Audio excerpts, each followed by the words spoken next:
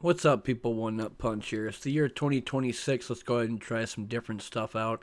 And I decided to pick up this one called Oddcore, made by Oddcorp Studios.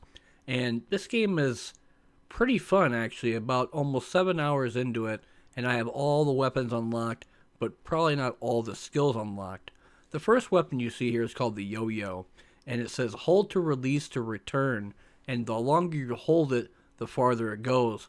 The alt fire allows you to bounce between enemies when you throw it. The second thing is called the snipe. You can snipe their souls, stack hits for more damage, and then when you zoom in with the scope, it says alt, zoom in to reveal souls, so it shows the souls of the enemies you kill when using that gun. The next one is called New Best Friend. Slip and slide.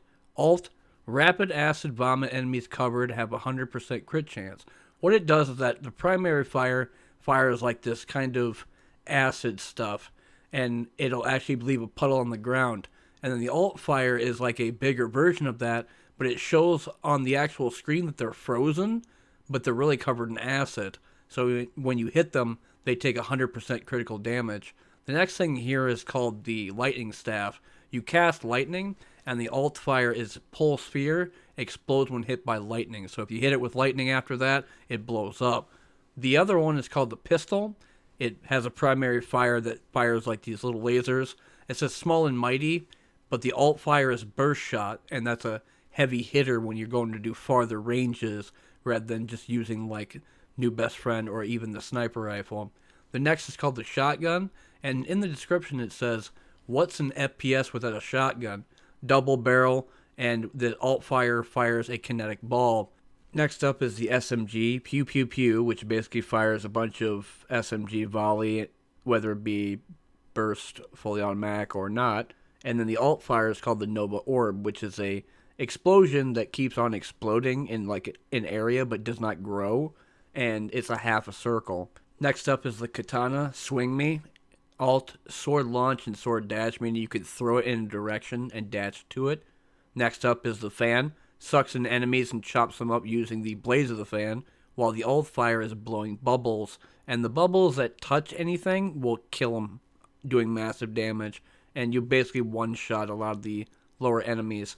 Next you have Bomba, shoots bombs, and alt fires cluster bombs, so it's a small like little bombs that bounce around everywhere when you do a cluster. Nail gun, shoots nails, alt, chain detonation. So when you decide to detonate them with the right mouse button, they'll all blow up in a single go. The next one is called the bat. It hits stuff, and when you do the alt fire throw a ball, you can smack the baseball and do damage as well from range. But it's mainly used as a melee weapon. And last but not least, you have engineer, which is locks onto targets, and the alt fire makes turrets. And if you actually get one of the items that allow you to make two turrets every time you use the alt fire, then you don't have to worry about placing one down. Two will pop up, and when you do the lock on targets, it actually fires like a bomb or artillery piece that goes far when you're hitting that specific target. Then you have the different skills. I have repulse, pull, grapple, teddy bear, and dash. And repulse does basically push stuff away. Teddy bear is actually kind of funny because teddy bear, when you throw it, it'll say different things right before it blows up. And if you might hear it, Come and hug me, motherfucker!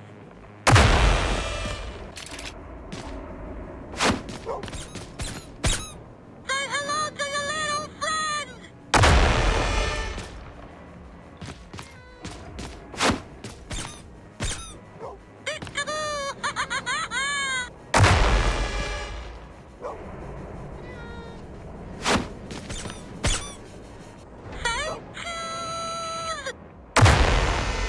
as you just heard from that maniacal little shit, that thing will go and say different things before it blows up. And yes, as you just heard, it said, come and hug me, motherfucker, because that's exactly what the teddy bear wants you to do. When it comes down to Oddcore in general, you'll actually have these different areas to where you can go and get different items, like a wallet, a plunger, a couple red cards, a gold card, and different ones that'll help you with different buffs and debuffs, damages, and so on, modifiers and the like. Like, for example, I think when you get Golden Axe, you get 200% damage. But essentially, it's going to help out your main guns that you get to have. Originally, in this game, you can only hold 2 weapons at a time, but because I have a skill called Big Hands, it allows me to have 3 guns instead. So all I have to do is press the Q button to get my 3rd gun. But the guns I wanted to show off with this one are the turret that helps out with waves because they are autonomous to where they'll shoot at anything that comes near them. You can lock on using the explosion or artillery pieces for the turrets, but essentially they will shoot at anything that comes close to them or anything that's on the screen. And when it comes down to the fan is good for a couple of levels, but essentially you're going to have to get it more powerful and upgrade the utility or the damage for it. The reason being is because when you go to the harder and higher levels, like maybe about 15 or 18, they become more difficult to kill, more health, some barriers sometimes, and even these hands that float in the air that will give them invulnerability to any of the damages. Now, not every room that you go to is going to be about shooting and destroying stuff. You have to collect some flowers that run around and laugh sometimes. You have to go to these domes that you have to, like, stop a containment field and basically take the objective. Then you have containment zones or isolations that pop up every once in a while to where you have to take on these masks that if they hit you, they do a decent amount of damage. But they are basically corruption type of, like, events. And you have to survive them without using your weird, like, register kind of, like, laser gun, the thing that keeps the time on the left-hand side of the screen. That thing does a couple of things. The first thing is that when you press X and you hit the ground underneath you, where your feet is, you could heal yourself. The other thing is the door that allows you to go back to the hub world and do a slot machine that you can get different items and buffs from there, or you can go all in and get a bunch of random buffs. The other thing you could do in that hub is that there's a clock on the right-hand side that allows you to gain more time for your run. So the max amount of time you can only have is about 5 minutes, unless you lose that max time cap from 5 minutes down to 4 minutes and 30 seconds, like I've seen sometimes happen with this guy that will run at you like a spider, and he has like a smiley face, and he'll give you like a card that goes randomly by chance.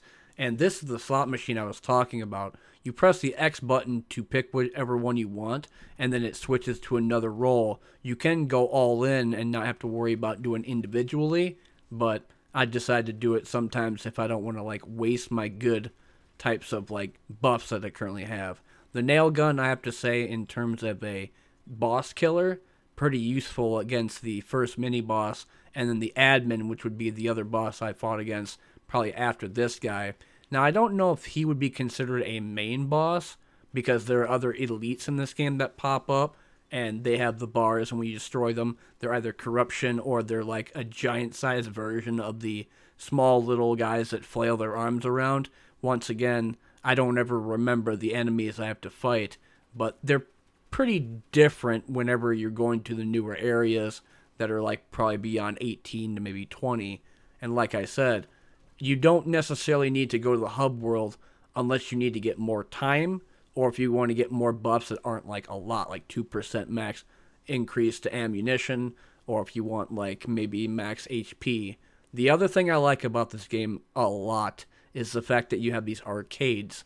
And the arcades like skee ball, basketball, whack-a-mole, a couple arcades like kind of like a jumper or frogger, and then like invaders or like you go and shoot like these weird kind of like creatures that float down with googly eyes. Then you have the items here that you could win from tickets. And skee ball has pretty much gave me a lot of the tickets that I need, and I've gotten up to about 20,000 tickets. I have pretty much all the skins except for the two there, the one for the 10K and the one that's 4K. I have all the pets, including the big guy that's got a suit on, and then they have the 4 weapons, the yo-yo, the bomba, the fan, and the katana. You can unlock the other weapons by gaining other variants and doing other challenges, but those are the main 4 you can actually get from the store itself. And whenever I do skee ball, I get anywhere between about 300 to maybe 1,000, and that's how many tickets you get. So whatever score you get is how many tickets it produces to you. And I don't know, I think they give you like 8 balls per game, and it's 5 tokens to do it. So I made the most amount of tickets per the 5 I needed to use it, and got up to 20K just doing that. You can go to the slot machine, and you could also go to the weird thing that spins around. When you hit that max, kind of like big light there, it's 100. If it's close to it, it's 30, and if it's a little bit farther away, it's 15. Then, of course, you have the Rug 3000, or on the right-hand side of this. This is Whack-A-Mole, and you have on the left-hand side there the red boxes. You get 3 strikes, and it's gone. Then that run ends. The next one here is basketball hoops. You just shoot it a bunch, and you get 3 strikes, and you're done. After the 3rd strike, it's a done run, and you have to pay it again for about 5 tokens. The main big ones, like the basketball hoop and the skee ball, are 5, while everything else is about 1 or 2. There's another place in the hub world called the diner, and there's 2 different interactions you can do there. The first is a jukebox that has these cassettes that you can pick up, and they change the different tracks in the hub world, but they also change the difficulty when you go and do a run. So if you want like a modifier of 50 plus damage, you could have that, or your max HP is minus 25, and you get enemy damage that's increased as well, or you get 100 more health. These are, like I said, collectibles that you have to pick up when you go off into the world. If I didn't say it earlier, the thing in order to use the slot machine or gain more time or being able to like get a modification is called the soul bank, and that would be the purple box on the bottom left hand side of the screen. Next to that would be the door, and then after that would be the eject button to get out of a level so that you can go to the next one and next one after that. Then you have your health bar, which is green is your actual health while red is the damage that you take. Then you have the Q and the shift key, which is essentially the skills you've seen from earlier, like the teddy bear, dashing, repulse, pull, grapple, whatever it is.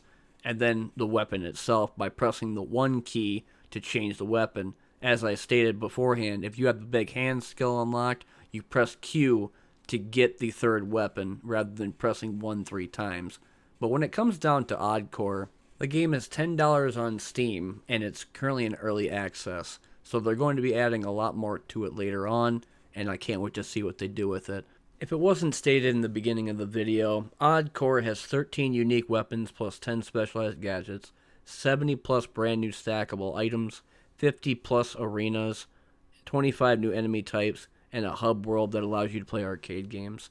And it has 52 achievements if you're looking for achievements as well. But I've been One Nut Punch, and this has been Oddcorp. Thanks for watching as per usual, and I'll see you in the next one.